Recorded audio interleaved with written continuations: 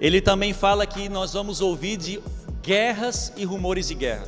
Irmãos, você pode dizer assim, mas Ramon, eu estudo história, eu sei a história da humanidade, o mundo sempre teve em guerra. Cristo falou o óbvio, é óbvio que todas as nações sempre estarão em guerra, cada um querendo seus próprios recursos. Não, você não estudou história. Por quê? Porque houve momentos na história de paz inquebrável entre nações. Exatamente a história de Cristo, o momento em que Cristo vivia era um momento de paz inquebrável. Em latim, na história romana, tem um termo que foi cunhado chamado Pax Romana. O que é a Pax Romana? É um período em que Roma, o Império de Roma foi tão grandioso que ninguém se atrevia a lutar contra Roma. Então se estabeleceu uma paz entre nações, uma paz inquebrável, que já vinha desde 28 a.C., que foi até 180 depois de Cristo. No meio disso tudo, Cristo está lá pregando, vai ter guerra em cima de guerra, vocês vão ouvir falar de guerra. Os discípulos assim, guerra? Onde guerra? Quem é que vai derrotar o Império Romano?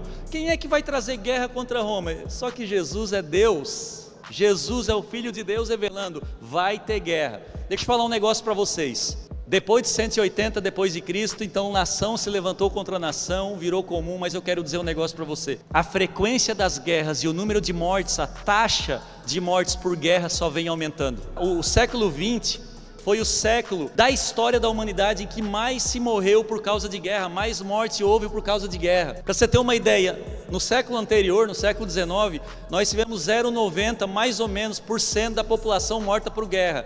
No século XX, mais de 4%, só para você ver o salto. Vinha sempre assim, 0,50, 0,60, 0,70, 0,90, daí no século XX, o século da inteligência, o século da televisão, do rádio, o século da ciência, o século que a gente se tornou inteligente, o século que a gente mandou gente para o espaço, o século do secularismo, o século de todas as teorias científicas, materialistas sendo difundidas. Foi o século que nós mais matamos. Vocês ouvirão de guerras e rumores de guerras. Jesus já sabia, quanto mais longe o homem anda de Deus, mais ele vai matar.